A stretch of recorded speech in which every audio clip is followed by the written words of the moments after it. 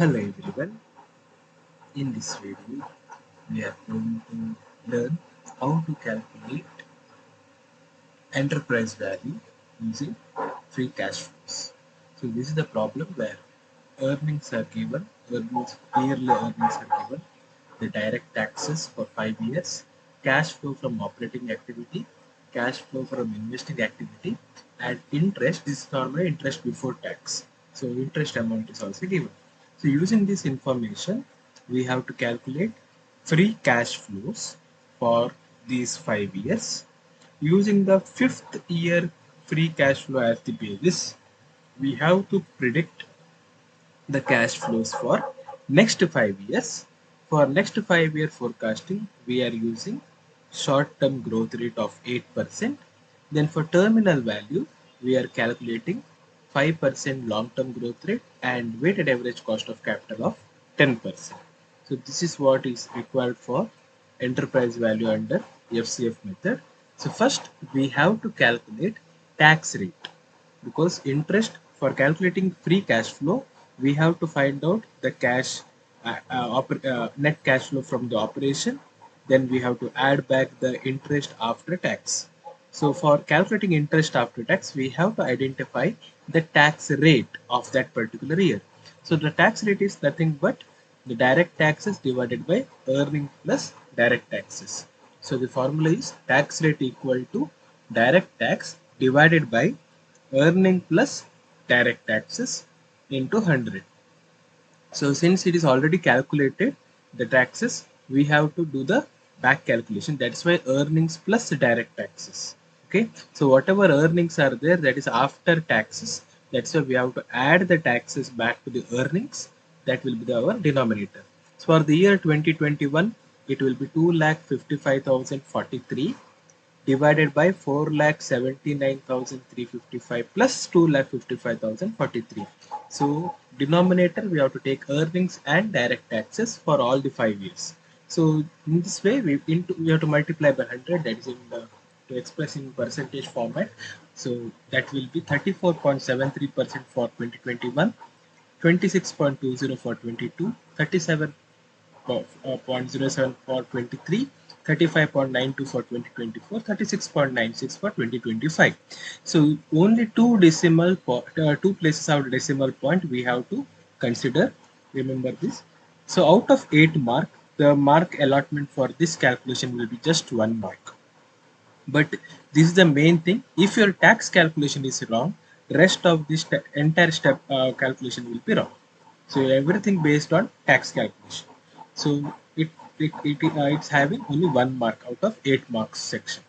Next one, after calculating tax rate, we have to calculate the after tax interest rate. Whatever taxes are interest are given in the problem are before interest before tax rate.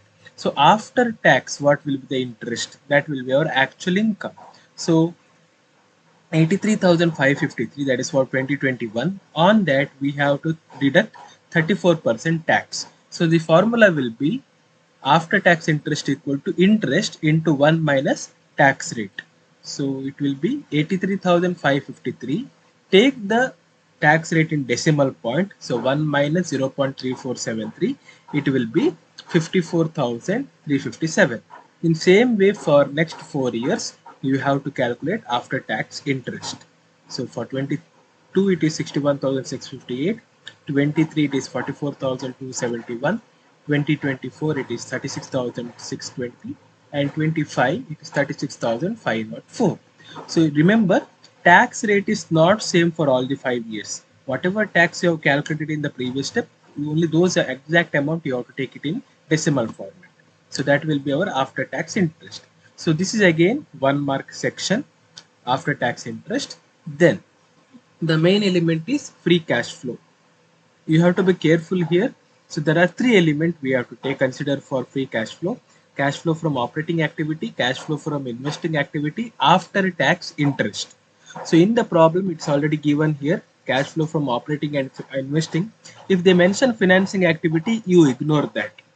So if they mention financing activity in the problem, that is not considered in our free cash flow, only operating and investing. So First one will take operating activity, then we'll take investing activity. Again, some will be negative in number, some will be positive in number. If it is negative, you deduct the amount. If it is positive, you add the amount. So that is changes in the cash balance. Only from the cash flow statement, we got 4,21,369 for 21 and so on. Then whatever the second working note we have calculated after tax interest, that we have to add it. So whatever we have calculated here, 54,357, 36,504, we have to write it here in yearly column and you add it back. Again, there is no deduction here, only adding elements. So remember it properly. If there is a negative number or negative sign in that particular amount, you have to deduct it. Formula wise, you have to add. So here there is no less element here. Cash flow from operating activity, add cash flow from investing activity, add after tax interest. If the amount is negative, you deduct it. That's it. So then this will be our final free cash flows. So now again, this is again 1 mark segment.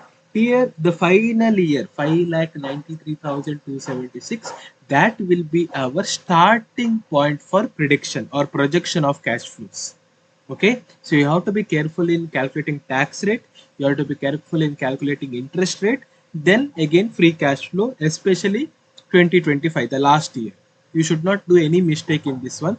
If you do mistake in last one, again you will be rest of the solution will be wrong. So this 5,93,276 will be the starting element. Now how to do the projection? So calculation of projected cash flows. So for calculation of projected cash flows, we are taking short-term growth rate. So first year, we are taking whatever we got in last 2025, 5,93,276. Using short-term growth rate 8%, we are multiplying 1 plus 0.08, means 1.08 you have to multiply, you will get 6,40,738. The formula is previous cash flow into short-term growth rate. In that way it goes, but you can make it as to the power 1, to the power 2, to the power 3, 4, 5, like that also you can calculate. So I am following this method. Whatever answer I am getting it for 2026, that will be the base here. On that again 1.08 I am calculating. So I am getting 6,91. So again on that 1.08 I am calculating, I will be getting 7,47,357. So again, so in this problem, the risk is if you are one of the amount while writing in the answer booklet, if you made a mistake, automatically upcoming year projection will be wrong. So you have to be very careful from while transferring from calculator to the answer booklets. Okay, so you can make, what I was telling is you can either instead of writing this amount again and again, you can take only 5,93,276. Here it is to the power 1. Next year it will be to the power 2, 3, 4, 5. In that way also you can solve. So ultimately the answer will be same. So you can follow any method as per your convenience. So I have followed this one. Whatever answer I got for the previous year projection, that will be the base into 1.08 I have calculated. So I felt this one is easy, but again the risk is that while writing answer in any of the boxes, if you make any mistake, instead of 7,47,000, if you write 7,74,000, then rest of the calculation will be wrong. So you have to be very careful while solving this problem. So now these are the projected cash flows, but again it is only for 5 years. What about next infinite number of years? For that we are calculating terminal value.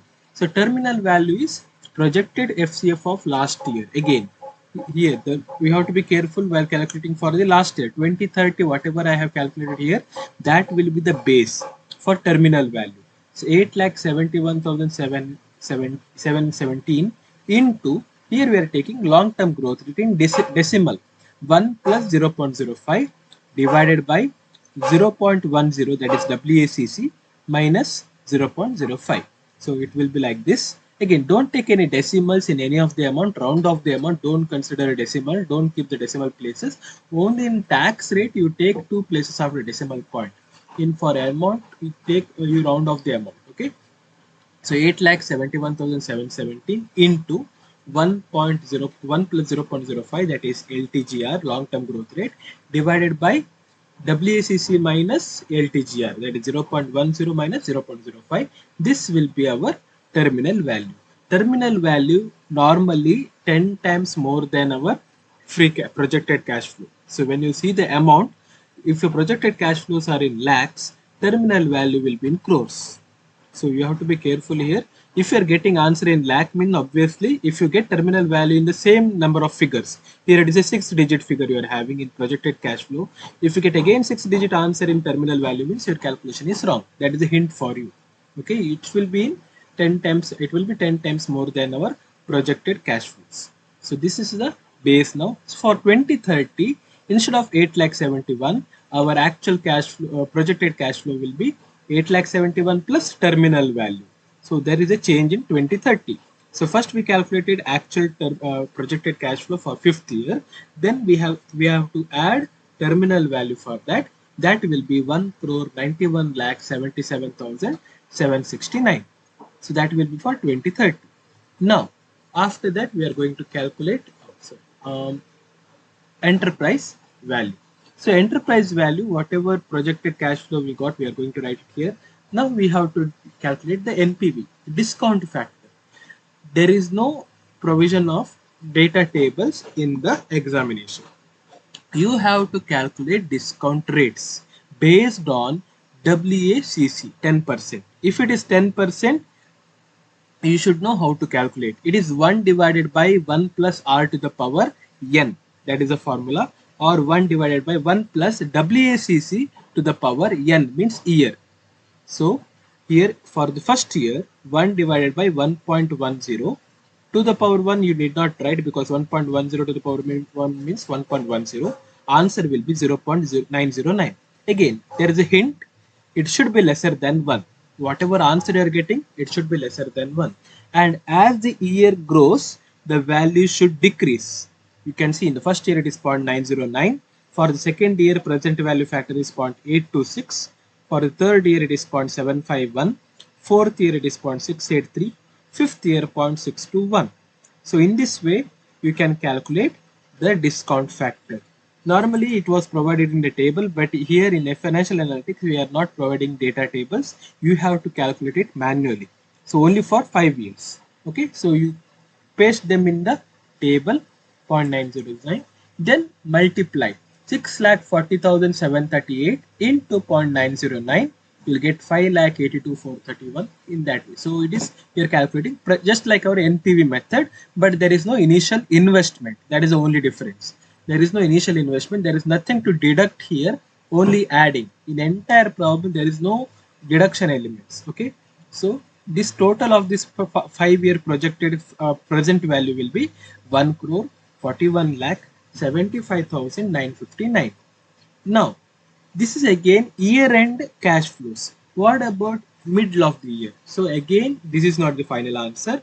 For this answer, we have to calculate half-yearly discount factor. So it is 1 plus WACC to the power 0.5. Don't take 5%. It is half, 0.5. Okay, to the power 0.05. So again, before multiplying, you have to solve this 1.01, 1 plus 0.10 to the power 0.5, that you have to calculate. I will just open the calculator. So 1.10, obviously you should carry scientific calculator for the exam, just to calculate the power 0.5. So 1.048 into 141,759,959. That will be our final answer. So the final answer is 1 crore 48 lakh 67,871.53. So that will be your final answer. For this calculation, you are having 2 marks. Okay. So again, I will show the mark distribution. For calculation of tax rate, it will be 1. After tax interest rate, 1 mark. Future FCF, again 1 mark. So 3 out of 8 you are going to score. Projected cash flow 1 mark, 4. Terminal value 1 mark, 5. Then calculate the present value factor 6. Calculate the total of this present value 7. Then final answer 8.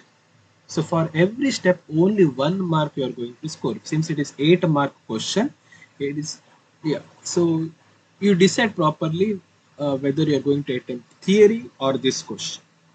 It is actually scoring, not a difficult, but you have to remember all the steps. So I hope you have understood how to calculate this. I will share this PPT as well as the images with the steps in the classroom. Thanks for watching.